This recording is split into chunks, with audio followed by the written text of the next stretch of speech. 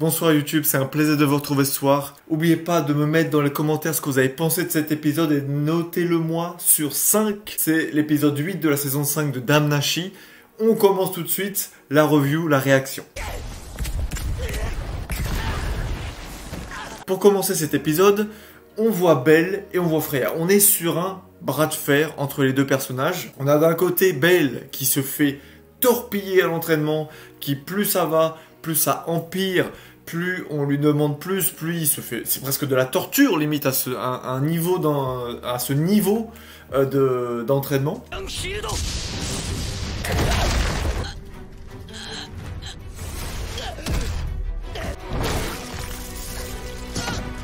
Il y a même les membres de la Familia Freya qui intervient entre l'elfe et Belle pour lui dire de se calmer parce que c'est trop ce que prend Belle.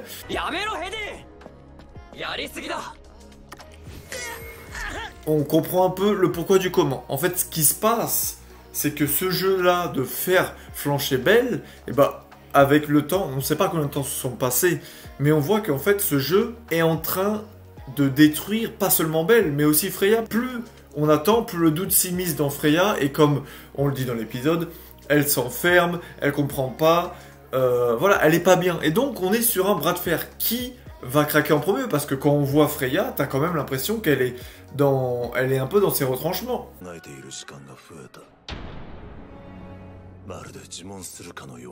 Même quand elle lui demande de dormir avec lui et qu'il se passera rien, etc. et tout, tu vois qu'elle est plus aussi souriante qu'avant, tu vois juste qu'elle est contente d'être avec lui et qu'elle l'aime, bien sûr, mais tu sens qu'il s'est passé quelque chose.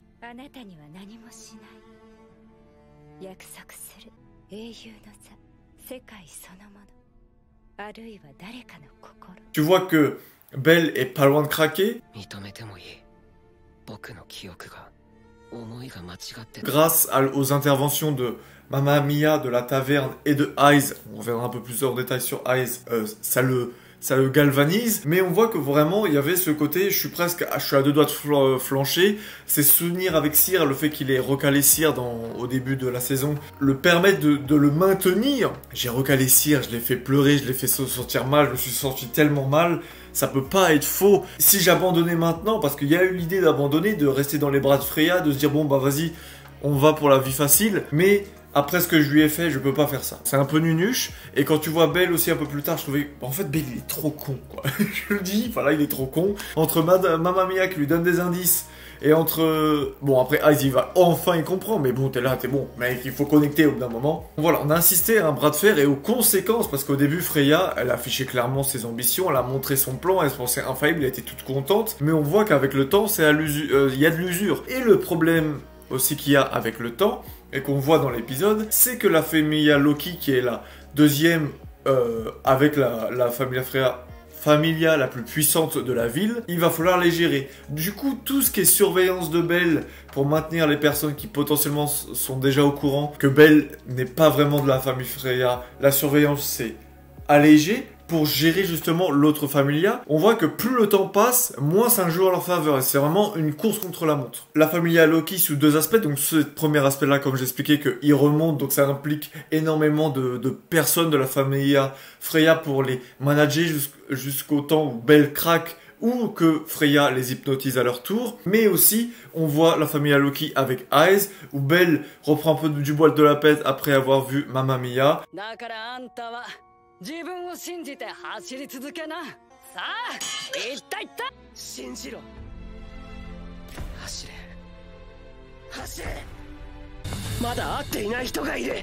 Il a un petit espoir que quelqu'un s'est enfin souvenu et qu'il est plus seul à se remémorer de ses derniers mois. Et du coup, alors qu'il l'a jamais fait, et je pense qu'il avait peur, est-ce que même Estia craignait, il va confronter Eyes.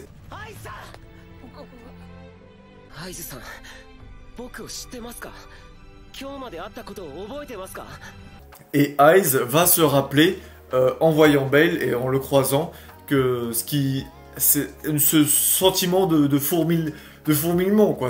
Elle le dit après dans l'épisode, pas besoin de le répéter, mais elle se souvient des entraînements, elle se souvient elle a cette sensation, et elle peut pas l'expliquer pourquoi.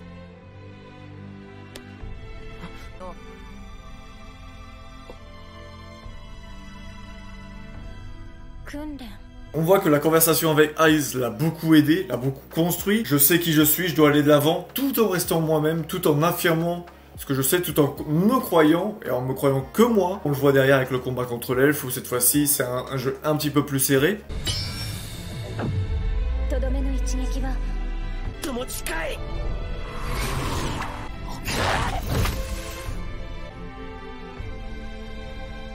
On voit qu'en fait, ça nous montre un peu que Bale a été un peu l'ombre de lui-même pendant plusieurs temps, que justement il était trop occupé avec tous les problèmes, tous les souvenirs qu'il avait, toutes les personnes qui disaient qu'il mentait, etc. Donc il était perdu, donc il a perdu en efficacité, il était moins puissant, moins concentré, etc.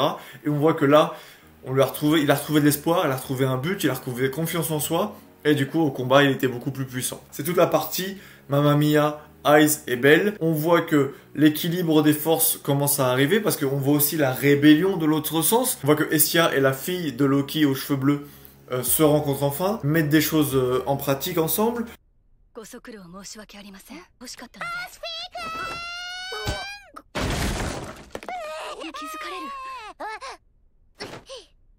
Uranos qui avait envoyé la familia Loki gérer du bois, on voit enfin à quoi ça va servir.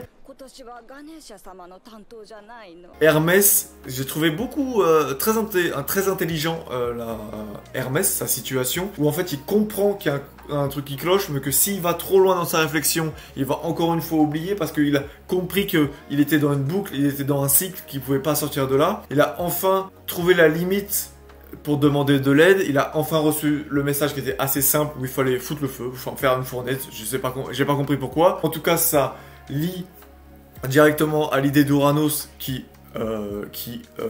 a responsabilisé sa famille à gérer le bois pour l'événement. Il est quand même un peu temps que ça se bouge, parce que mine de rien, ça fait un peu long. On est à 8 épisodes quand même.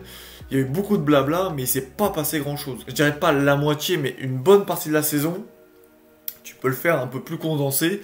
Et je pense que tu aurais pu commencer un peu à se bastonner un peu avant. J'attends de voir la suite parce que, pour l'instant, encore une fois, les pièces bougent. J'attends que les pièces se rencontrent, que se s'entrechoquent pour voir qui va gagner. Bon, on se doute bien de qui va gagner. On n'a toujours pas de nouvelles de Ryu, parce que du coup, dans le précédent épisode, on voit que Ottar s'en occupe, le met sur l'épaule et Oli, enfin c'est plus Ottar, mais c'est l'homme loup. Donc on sait pas ce qu'elle est devenue, mais voilà. On va voir ce qui va se passer. La résistance, Estia et Hermès sont en marche avec Uranos. On voit que Belle a repris du poil de la bête et maintenant a confiance en lui et en ses propres souvenirs, et surtout que Aiz, alors si là t'as pas compris qu'on t'a menti tout le temps, bon après il l'a affirmé, mais si là il a pas compris, c'est qu'il y a un problème. Je me demande jusqu'à quand il va comprendre que Cyr et Freya sont la même personne. Aussi j'ai bien aimé que Mamma Mia soit une personne de la famille Freya, donc elle est au courant que Freya et Cyr sont la même personne. On va voir ce que ça va donner tout ça, j'ai vraiment hâte de voir tout ça. Je vous dis à la semaine prochaine, voilà, ça a été compliqué à faire cette review.